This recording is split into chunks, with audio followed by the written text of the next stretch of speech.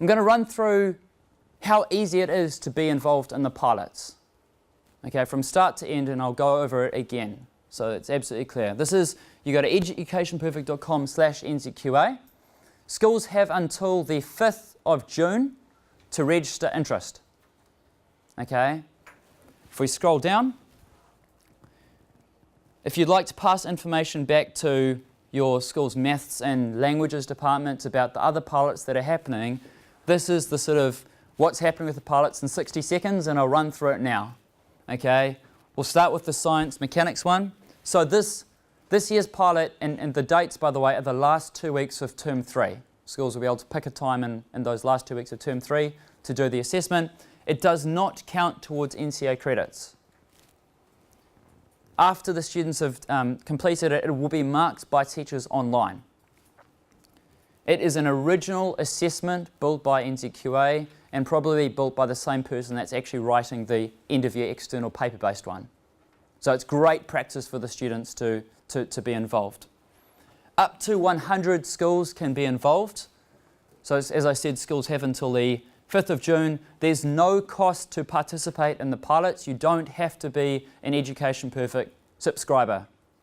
And your students will get access to the system for the 2 weeks leading up to when they actually do it, so they have time to familiarise themselves with the digital environment. And there's no cost at all to be involved. That's all been organised by NZQA. Okay? So you've got, all you need to do is by the 5th of June, if you want to put your hand up to be involved, go down, click on the register button a bit further down, click here to register interest, go there, Simon. It's a very simple form. It will take you 1 minute to fill out, and what's really important is that you specify the range of devices that your students will have access to. And the reason this is important is it is capped to 100 schools, and almost all of the pilots, I'm pretty sure they'll be oversubscribed by the end of this week. NZQA is going to pick 100 schools to ensure there's a broad range of demographics covered and a broad range of devices. Okay, so they're looking for schools that are using iPads or tablets, looking for schools that have got a BYOD program, looking for schools that might be doing it in a computer lab, right? So it can be tested in lots of different environments. It's really important to note at this point in time that from last year's MCAT, actually, so if you go back, I'll actually show them what's happened with the other 2 pilots, so you're able to tell other staff at your school. The French listening pilot is exactly the same as what's happening with science. So it doesn't count, 100 schools can be involved, it's an original practice one, will be marked by the teachers. And last year the maths pilot followed basically that same format. There were just 27 schools, it didn't count.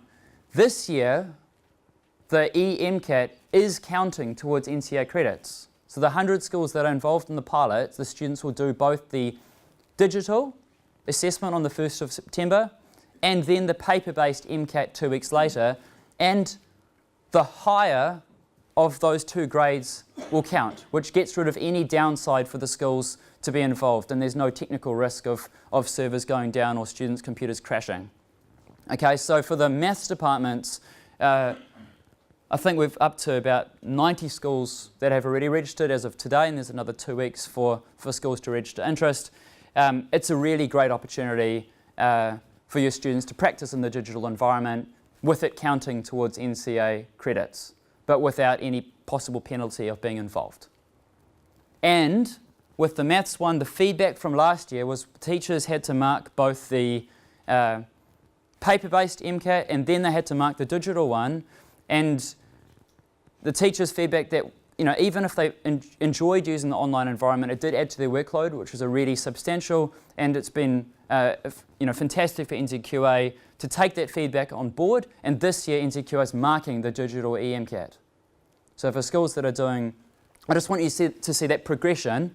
What happens at the end of this year, everything will be reviewed, the feedback from schools will come in, and then we may or may not be involved. But I'm really stoked that we were involved at least now to help things get started so that schools and NZQA and the sector could at least get a lot of feedback about how everyone is finding the digital environment for assessment. Okay? So we'll move on with the mechanics pilot. So if schools need to have registered by the 5th of June.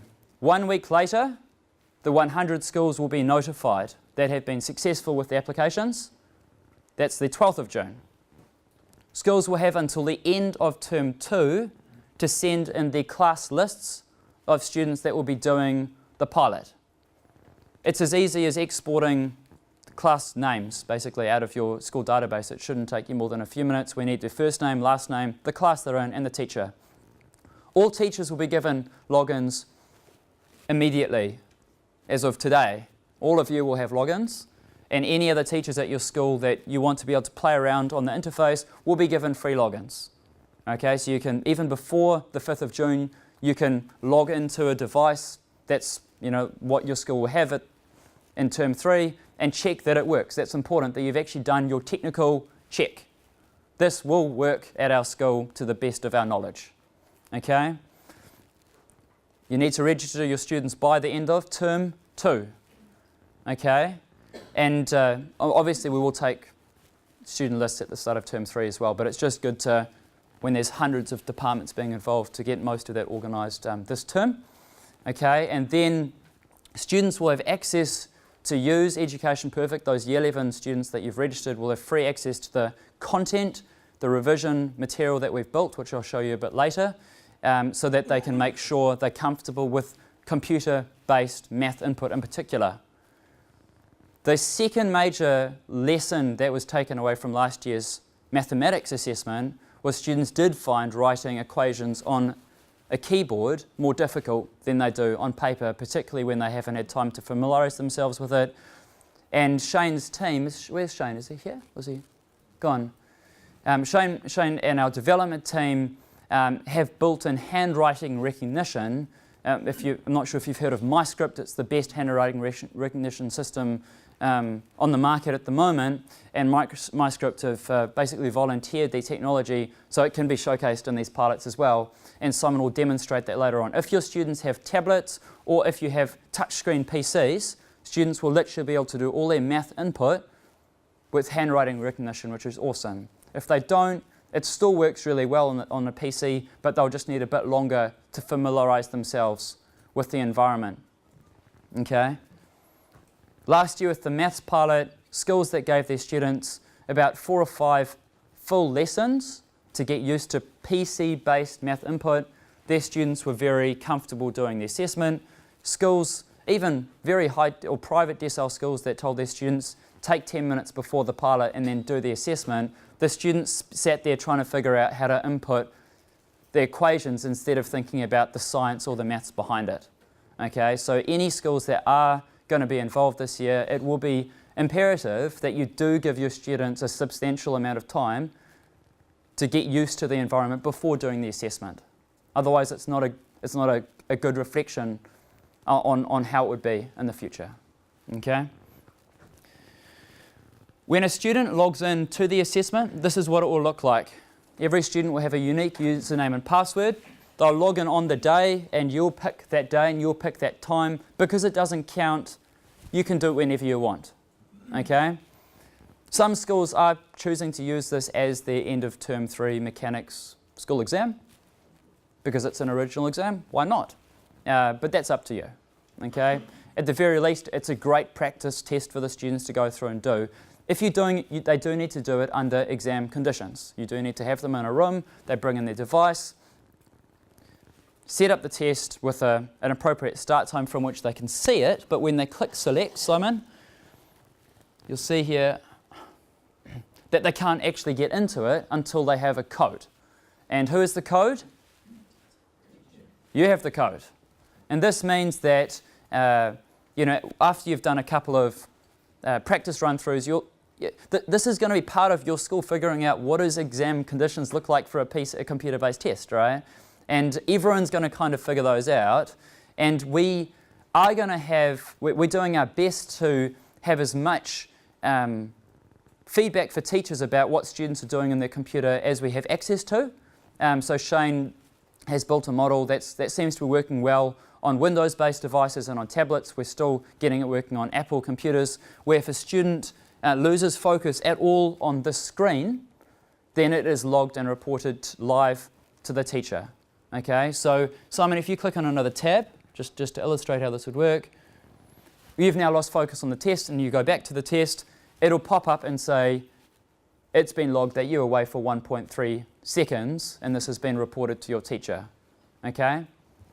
If they click on, the Windows bar and it pops up, you'll have lost focus.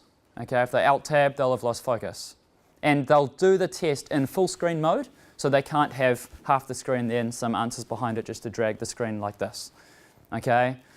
Having said that, do I think that some really clever computer whiz kids are going to find ways of doing fancy things we haven't thought of? I think that's almost certain, and that's going to be part of our takeaway message, our takeaway lessons as well. But for most students, just having it in full screen mode and it popping up saying, you left the screen, this has been logged and reported to your teacher, is a very good starting point, at least.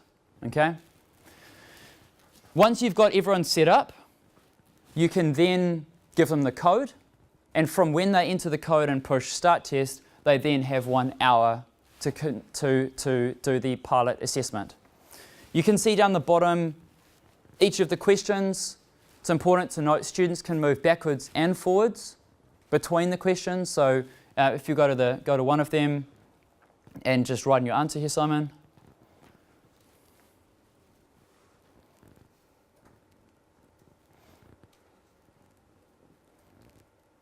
So students can show each step of their working. Okay, and then on the left there's a place for them to write comments, which are paragraph-based answers. So they can explain what they're doing, and if the answer actually needed to be Susan is 2 centimetres taller than Mary, then they can write it there, and that's all fed back to you as a teacher, so you can see both calculation answers and sentence or paragraph-based answers. Okay? If we now move on, you'll see that this will highlight in yellow, which means that student has actually answered it. So a student can easily see the questions they've not yet attempted and come back to those. Okay, if they haven't looked at it, it's white. It's a bit hard to see there, but if they have looked at it but haven't answered it, it goes grey. And that's the sort of colour coding we use. If they run out of time, the assessment will automatically be submitted. This is actually a funny story. This is a funny story. One of the key takeaway lessons from last year, we had at the top left of the page a nice big red submit assessment button. And what do you think the students did after they answered one question? Okay, so then what we did is we were like, we just need a big pop-up warning saying, if you click this, you'll submit your assessment. So we put a pop-up thing, and so we then went and tested it again. And the students answered one question. Where did they click? They click and submit assessment, and it pops up saying this will end your test. What do you think they did? They still submitted their answers. And so Shane, being very clever like he is, said, well, let's at least make the students look at about a third of the questions before you even have that button on the page. And now you can see the submit assessment button. But you're going to need to tell them that while they're doing this pilot, if they push the submit assessment button and then push submit, that's the end of their test. And there's no one, I can't change that, NZQA can't change that. It's like submitted, encrypted, hidden. No one can go in and change that assessment, okay? So make sure you feed that to your staff. So we'll just go cancel there, Simon. Just so everyone can see, it's very easy to go backwards and forwards or click on a specific question. Just show them, just write a paragraph answer or just write anything. Just write a sentence so they get a general feel. Hello. Okay, and so they can write, it gets as big as it needs to be. Student interface here, quite straightforward. Thumbs up, right? Very easy to use, and we'll show you how the touchscreen math input looks in a minute. Okay, but it's very, very intuitive for students to use. And as a teacher, or as a student to be involved in the pilot, they would have logged in on that day. They do need to have done some practice leading up to that. But once they've submitted the answers, they push submit assessment. That's everything they need to do. They're done. Well done, your students have successfully taken part in this pilot. Okay, quite straightforward. Not a lot of workload. As a teacher, you do now need to log into the marking portal, which Simon will give you a glimpse. We're still refining this, but this is what it looked like last year for the maths teachers when they marked it. On the left here is the submission number. It's just a number that incrementally gets bigger in our entire database. So you can't see the name of the student you're marking, which is really cool. Okay, you literally click on the assessment number, and then you've got each of the questions that they've attempted here. So you click on the first question, and then this brings up the students working. Everyone can see that. And it brings up the marking schedule. For calculation-based questions, our system does give you really awesome feedback on how the students went. At this point in time, it's still up to the teacher to allocate every mark. We're not automatically marking things, but we do use the colour-coded feedback for calculation-based questions to say they did all of the working that was needed and their final answer was correct. Or you can see their first 3 steps are right and then they went somewhere wrong and there's a lot of red lines, and you want to dive in there and figure out how much partial credit, if any, you want to give the students. That's going to be up to you. Down the bottom of the page here, it says marking schedule. What happens if you click on that, Simon?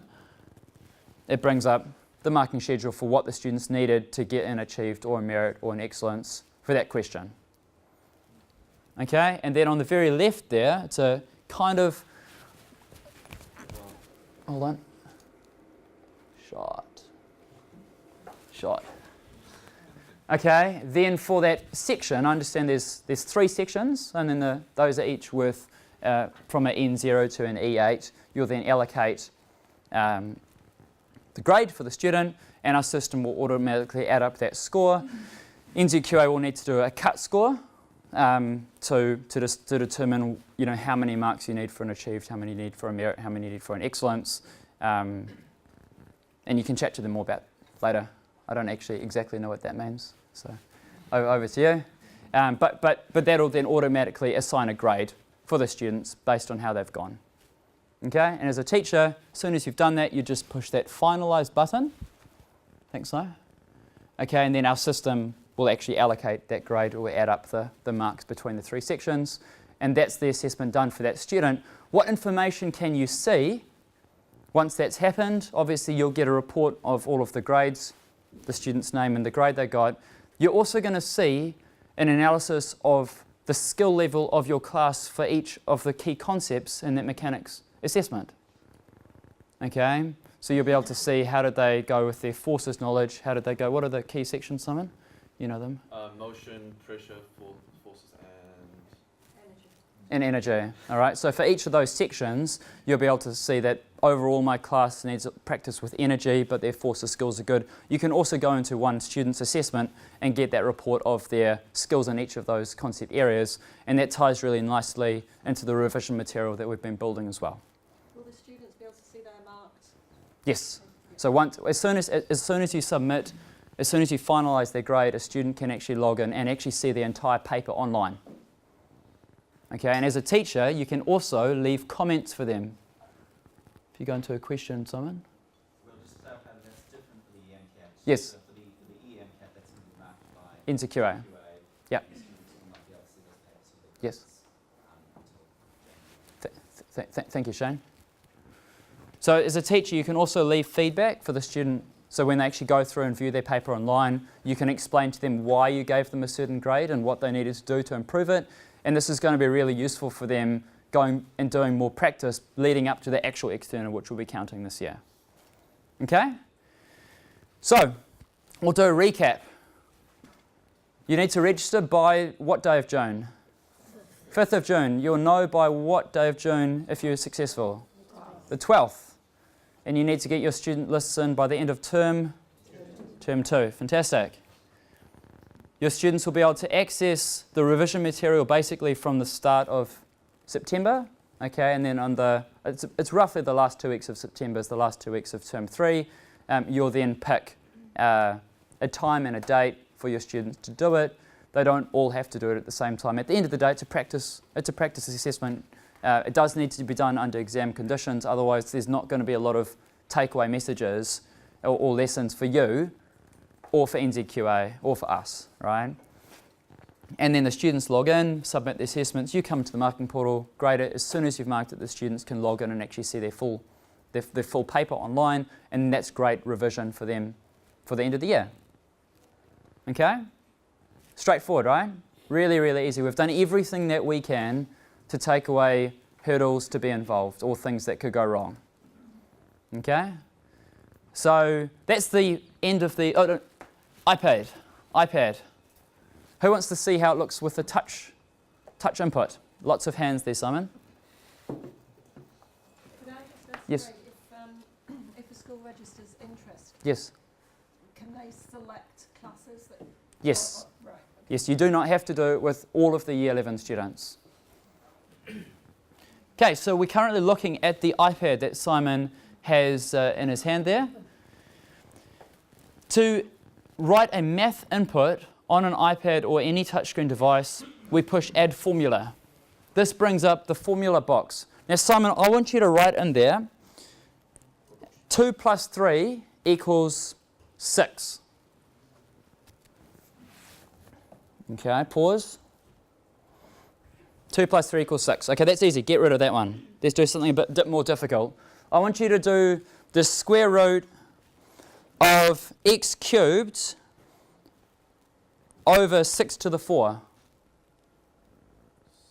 6 to the power of 4. Oh, that's pretty good. Plus z. Okay, that's pretty good. Can we mess it up? What should we add on there? I don't know. You get the idea. It's pretty good. Change Z to W. How do you take the Z out of the cube root? Can you delete that so that it doesn't? Sorry? So, How do you take the plus whatever Z out of the cube root? out of the square root. You just get rid of, you'd have to redraw the square root bit, so we'll just drag it over. You go. Then plus, add the Z in again. Not bad. Okay, so the students do need to have a play around. As I said, we didn't invent that. That's just the best handwriting recognition system on the market at the moment. And it works really, really well. Sorry? You can't scribble over it, but you can click on the eraser button, and then you click on the bit you want to get rid of. So you click on the Z, Simon, erase the Z, and it gets rid of that bit there. It's a really awesome way of doing math and physics input on a touchscreen device. So that works on touchscreen PCs as well. Yes? For the assessment, Yes. can they bring their own device? Yes. Okay, so they can bring iPad? Yes. or any tablet? Yep. Yep. Absolutely. So I'll quickly do questions that are appropriate for me to answer regarding the assessment, and then what we'll do is we're going to have about a 10 to maybe 15-minute break, and I'm going to get Steve up the front of the room, and any questions you've got for NZQA, that's the time to ask them. So start with questions for me. Yes? If we're using that for our school exam, Yes. we also need it to be moderated, but the results will go straight out to the students before moderation. Shane, did you hear that question? What's the question? So Is there a way to hold the results back until we mark all of them? Effectively? basically, yeah, that was the question. We're going to need to do something like that for the NZQA things anyway. So right now the answer is, as things are marked there, Yeah. that's something that I will have a look into. Mm. That. I understand that you probably want your students to get Yeah. the results at the same time. So it's important for us to under-promise and over-deliver. I'm only going to promise what exists right now. And at the moment, the students will see the grades straight away. In the future, that will be an important thing to take into consideration. Special assessment conditions. If some kids get longer to actually sit the exam than 1 hour. You'll be able to assign it for longer for those students. Yeah. The push the button to submit thing. Yeah. What happens if they don't push the button? Does the result Yep. forward out? After an hour, after the time limit is up, it'll automatically submit it and close the assessment and encrypt it. Yeah. Will it warn them before that? So you've got 5 minutes left? Well, it's got a counter time. Simon started again. There's a counter at the top of the page the entire time that has the time that's remaining. Yes. Just looking at that question, now it's an explained question, so the top bar is only providing you with your basic formatting skills, but I would expect the students to also support their explain with calculations, but the calculation bar isn't there anymore. Well, I'm sure when the assessment is designed by we've just put in last year's one just to show people roughly how it works. when the assessment is built by the NZQA team member, they will build it with the system in consideration, and they'll make sure that how the questions are set up. As I said, that'll be done by them. They'll need to make sure that the questions align with the input types that are appropriate for this year. Around $40 to get access to everything that we've made here is affordable if it's something that someone is prepared to invest into. And we just need to make sure that people that do make that investment have the best possible experience on a government by government basis or a school by school basis. Whether or not they think that's something that's appropriate is a completely different discussion. That's out of my hands. That's all right. So this is what it looks like when a student logs in to Education Perfect. When this login has access to all of those subject areas, we click on Science. We scroll down to Level 1 NCA Science, and you could also see Year 9 and 10 there, and obviously NCA Level 2 and NCA Level 3. Click on Start. Within 1.1 Mechanics, we have 4 sections. The first section is called Achieved in Less Than an Hour, and it's focused on building student confidence, because this was actually built at the suggestion of a couple of students and teachers, where it's one thing to go through and teach the full course to people, but if they'd mentally already given up that they're not even going to pass, then it's just going straight over their head. And it turns out both for the Level 1 Maths Algebra assessment and for this Level 1 Mechanics, there's stuff that comes up almost every year, and if people can focus on those key skills, they can at least decide, I'm going to pass the assessment, and now they're open to learning more. Right? It's not limiting students to just getting to achieve, but getting them there first of all. We'll come back to that in more detail a bit later, Simon. We'll now move on to, I think, what most teachers are interested in is the full course coverage. So this is effectively your full online textbook/workbook potential replacement, and a lot of schools use this for students to come in here. Some schools use it within class time for students to learn and revise. Others set it as a task for homework and use the live reporting to see how students have gone. If we go into this motion list, we can see this is what's called a smart lesson. It starts off with an introductory video for students to watch, moving on to basic multi-choice or drag and drop exercises to build student engagement, and then moving on to full practice questions that simulate what they'll actually get asked in assessments. So just let's have a watch of the first 30 seconds here. As you get started with mechanics, you will come across some new words that we use to describe how things move. This video will explain what these words mean and how they relate to each other. This cat is standing at point A. Point B is further down the road. If we draw a straight line between A and B, it has a certain length that we call distance. In physics, we label distance with the lowercase d. Let's say this distance is 4 meters. If the cat walks along that 4 meters, how long will it take? The next thing we must consider is time, because motion ultimately depends on the passing of time. A stopwatch shows that the cat moves. Cool. All right, that's a good summary there, Simon. So the guys have built these fun cartoon videos that cover a lot of the key concepts there in mechanics, and they've done the same with sort of Year 9 to Year 12. They're still finishing off the Year 13 externals, is that right? Yep. They'll be ready by the middle of July. Yep. Okay, so once the students watch the video, they push got it, and they've got another video which they can watch. Move on to, we'll use the bit of audience participation here. What is the SI unit for speed? Which one? Yep, nice work. And what is the best definition of speed? 1, 2, 3, or 4? We've got a chocolate for whoever gets this one right. I heard a 2? Who was fantastic? All right, Ruben, chocolate over here, thank you. Nice, mate. All right, the students move on, and this is now very similar to what you saw in the the Level 1 Mechanics pilot assessment. The students come in here, show each line if they're working. But what's really incredible, and Shane's team released this about 2 weeks ago, is, and actually it's worth stepping back. We went into a science class here at St Kent's with Tabitha Leonard about 5 weeks ago, and she was giving this a go with some Year 12 chemistry content on polymers. And she said, Craig,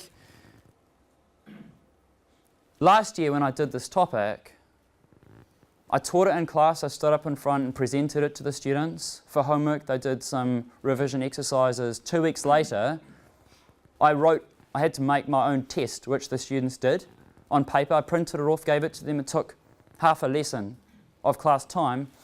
I went home and then I spent the next 3 evenings marking that. And then the following Monday, I gave it back to the students, and most of them didn't even look at the feedback I gave them. And that feedback was coming about 3 weeks after they were learning the material. Okay? And when she was using Education Perfect, the students didn't wait 3 weeks. They didn't wait 2 days. They didn't wait an hour. They didn't even have to wait until the end of the question. The students get feedback live every step of the way. So we've got a tick here saying, well done, you're on the right track. Now, Simon, let's get the next step wrong to see what it looks like. Okay, so it's given Simon a question mark. And a lot of the research that we've done says for students to really learn, it's better not to show them the answer straight away, but get them to have a think about it. All right, it's question mark, have a think about it. If you get completely stuck, then push the submit button. And now you get a detailed explanation of how you went. Well done, you identified the formula correctly. You didn't rearrange the formula, you didn't substitute in the values, you didn't round it or calculate it, and you also didn't add units. And what's powerful within Education Perfect is every student is going to have a different experience. For the students that are getting these questions right, they're going to move through the content very quickly and move on to the more advanced content.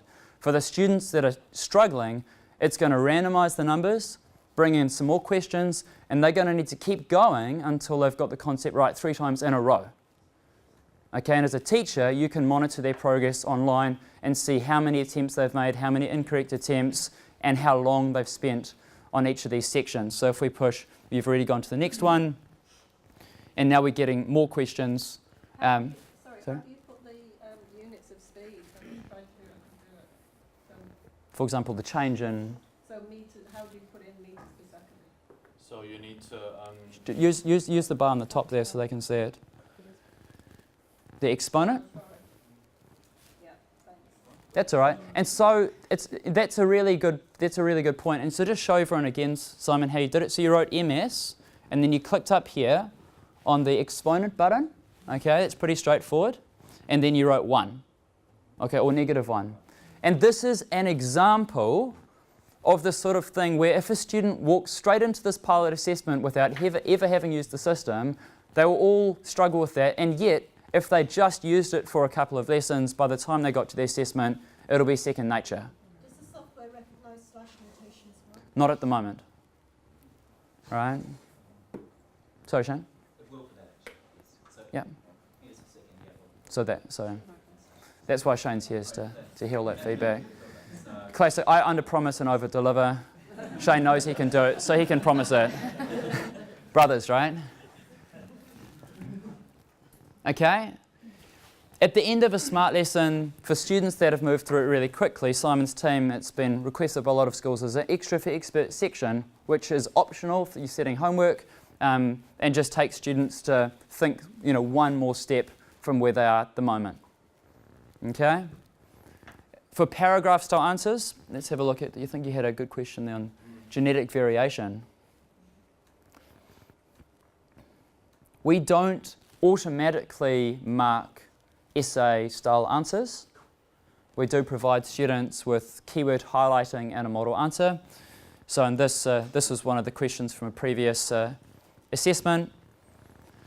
If we go check answer, you can see here, just scroll down, there's certain keywords that we were looking for that we would have highlighted in their answer. And then we provide, and this is actually, when we did the session in Auckland, some of you were actually here, about 2 months ago, we just had the one model answer for excellence, and people said it would be great if there was a sample answer for achieved, and a sample answer for merit, and a sample answer for excellence. And that's what Simon's team have put in here, which is really useful for students. As they write paragraphs to answers, it's stored within the system. So it's like filling in an online workbook, and the students can come back and use the answers here for their revision later in the year. As a teacher, you can also see all of these students' answers online, live. Can they export it to say OneNote? Not at the moment. Dev team's just taking notes at the back. All right, if they want to now edit their answer, they push this. It's up to the student now to decide, do I need more work or do I kind of get it, in which case they move on. If they need more work, they can reset their answer or just edit their answer. So you can push edit, Simon. And it's a very straightforward interface, but once again, the key here is that instant feedback for the students as they're going, and the ability for the teacher, if you want to go online, look at the student's answer, and you can send feedback which is emailed to the students from those questions, which we'll come to in a minute. Okay, so the course that's there right now, we've got a lot of schools using it with Year 9 and 10. The Year 11 external standards were updated to this format about 6 weeks ago. A lot of schools have come on board with that. The Year 12 externals were released last week, is that right? Yep. And the Year 13 externals will be released in the middle of July. So there's about 4 people working full-time getting that ready, so that by the time you get to term 3, there'll be a lot of content there. Okay? The next thing we're going to have a look at is the live data that you have access to as a teacher. I've just put together, just refresh the page, so if you like. Cool. Just put together some screenshots to make it a really nice, smooth presentation. If you've assigned a whole lot of tasks to your Year 11 students over the term and you just want to see roughly how did they go, who did it, who didn't do it, these are each different smart lessons that were assigned, and this is the timeline of when they were assigned, so it's cool just to see what was happening. You can see who completed the task, who started the task, and who hadn't begun it. If you go into one of the tasks, you get a full rundown of the percentage of students that have completed it. Once again, who has started it and who hasn't started it. One of the most popular features is these live insights. Okay, and as a teacher, there's so much data there that you can look into that Shane, when he was in class, his teacher said, can you give me something right now, just like 3 bullet points of information I can do something with? You know, like this student is struggling on this section. Just tell it to me in a nice, in words, so that I can then say, hey, I can see you struggling with this. And so these insights are updated every 5 seconds. And when Tabitha here at St Kent's, Shane and I were both there, she was doing this polymers list. She was walking around holding her laptop, auto-refreshing on the report, and using that information to dictate who she was talking to and what she was talking to them about. Halfway through the class, it said, alert, half your students have got stuck on this section. She was like, hey guys, half of you are stuck on this section, you know who you are. She brought up the whiteboard and she explained that concept really clearly to them. The other students didn't need to stop what they were doing, they kept going in their own time. And then towards the end of the lesson, it said, alert, this one student is still stuck on section 1, so she was able to go and help them. And she could see exactly who she needed to talk to. And that information, as I said, is updated every 5 seconds. And for Tabitha, she was getting that data 2 weeks ahead of when she normally would have if she'd had to sit a test, mark the test, and then feed it back to the students. Okay, if we go further in here, these are examples of the insights. So we've taken out the names. This is from a real report, but we've taken the names out for privacy. So your students are struggling with practicing finding speed and practicing rearranging equations. That's interesting. And this student really needs help with practicing conversions. If we go further into it, these are the students' names on the left. Do you remember within the smart lesson that I showed you, there was the information slide, there was the multi-choice questions, there was the normal calculations things, and the extra for experts. Those are each pieces of the smart lesson. This is what appears here. So each of the columns is one segment of the smart lesson. You get reporting for it. And you can see here that the blue represents the students who have completed the exercise. The red, it's really easy to see, indicates that while they finished it, they made a lot of incorrect attempts. So you can see there that practicing conversions and finding speed were the 2 sections where students made a lot of incorrect attempts, and it might be worth revisiting that with the class at a later point in time. If we move on to the next section. Sorry? Sorry, 2 seconds then, jump back to start. So I'll just do it, so forward again. I'll just differentiate, so the blue with the red borders is they finish it and they struggled. Obviously the red with the exclamation mark is they're struggling right now, they haven't yet finished it. Does that make sense? So this student here hasn't actually managed to complete that exercise. The export button at the top, is that exporting to an Excel? Yes. Yep. So it puts it into a spreadsheet, and any of these reports you can export out. So even if they've made lots of mistakes or whatever else, they can still choose to progress further. Yep. As these guys obviously have. Yes. But you now as teacher know you need to go back. Yeah. Yeah. I mean, initially last year, and for those of you who might have looked at this 12 months ago, you can see it's come a long way since then, right? And we took on a lot of teacher feedback, and Shane's team has been just not sleeping for the last 4 months to deliver this ready now with such great resources leading up to these pilot assessments. Yeah, you can export any of those reports. If you click on one of those students' names and you're like, so how did they go? What were they doing? They didn't finish it. Was it because they were messing about? Or did they try and they just got stuck? If you scroll down further, Simon, this gives you a live report on the entire learning experience the students just had. So they spent 1 minute watching the introductory video. That's pretty cool. Spent a minute practicing questions and defining motion. They got to this practicing conversion section and they spent 15 minutes on questions within that section. You can actually see there's 3 questions here. The last one, conversions 3, they got right with 100% accuracy, but the second one, conversions 2, they attempted twice and they got it wrong both times. And 2 months ago at the session in Auckland, the teacher said, the dream now would be if we could actually see where the student went wrong. Okay? And big congratulations to Shane. If you now push view mistakes,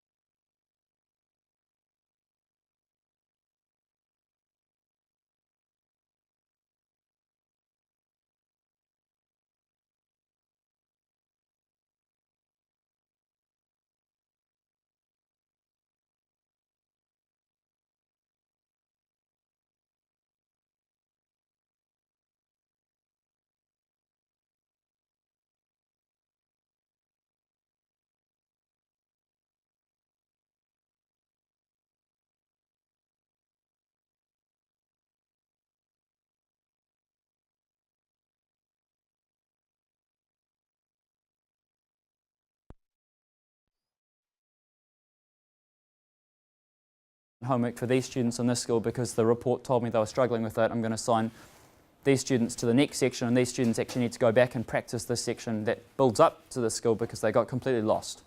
Okay? And for paragraphs to answers, you can review them yourself if you want to. Otherwise, the students can use the model answers to help them along. When you Yes.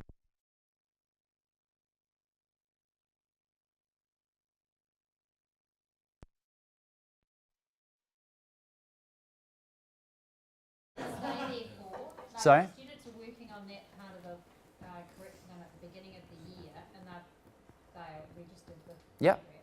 Can teachers and the students go back through the whole, later on in the year Yep. and access that? Absolutely. The homework reporting is there permanently. And then what if they register again for the next year?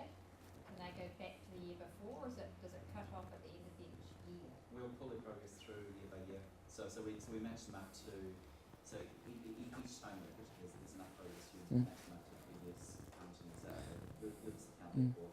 So they could access the previous year's work if they Yes. wanted to revise something. Yeah. Now the other thing was Yes. the $40 you mentioned. Yes. Now does that give them access to the whole curriculum, the English, maths? That gives science, or access to only all of the sciences, so physics, chemistry and biology. So not to the English, they No. do another $40 for Yep. English. And- then the teachers, Yep. it's the same amount. teachers have free accounts.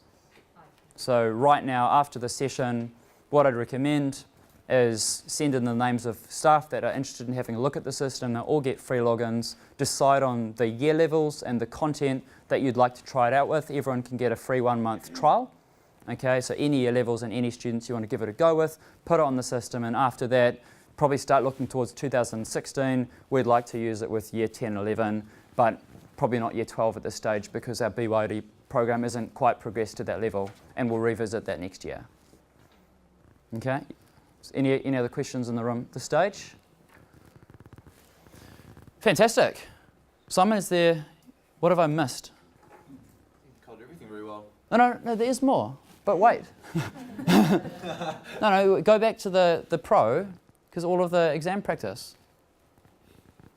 So once students have done the full course coverage, what do you want them to do now? Is, if they've done all the questions on, all the revision material on forces or motion, now you want them to be able to go in and do all the past questions from previous year's exams on motion, and imagine if those numbers could be randomized so the students could just read all those questions as much as they wanted.